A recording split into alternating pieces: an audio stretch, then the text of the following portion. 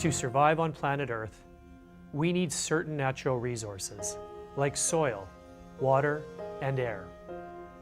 These are the basic building blocks of life. I'm Peter Watts with Pulse Canada. Let's take a look at how we're doing to protect the things that give us life.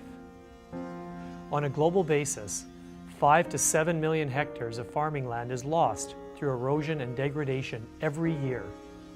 That's an area about the size of Nova Scotia. On average, it takes around 3,000 liters of water to produce enough food for one person for one day. And when it comes to air, carbon dioxide concentrations in the atmosphere are the highest they've been in at least 650,000 years. At the same time we're using these resources that are essential to life, we're having to feed more and more people.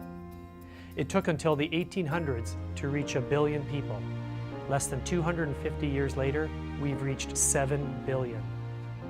So the question is, what can you and I do to help protect these resources? One of the ways we can help is to pay attention to the food we eat each day. The good news is that eating pulses like peas, beans, lentils, and chickpeas can make a big difference. Pulses use half the non-renewable energy inputs of other crops. Each time a farmer chooses to grow pulses instead of another crop, he or she can reduce energy inputs by 50%. In Canada alone, this means a reduction of greenhouse gases equal to removing 200,000 cars from the road each year. President Roosevelt once said, "A nation that destroys its soil destroys itself."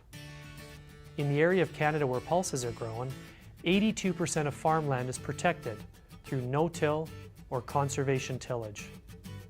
Reducing or eliminating tillage protects the soil from wind and water erosion and helps to build organic matter.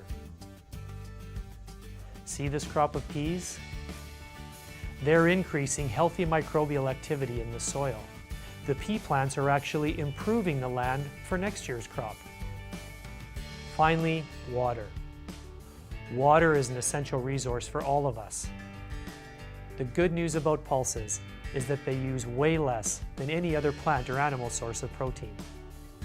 And that's what it's all about, producing more with less.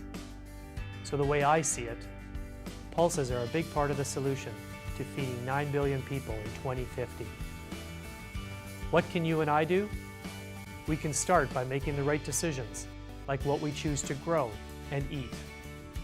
One farmer, one consumer, one planet, one choice at a time. Because a lot of little choices add up to big things. And that's going to be good for things here at home.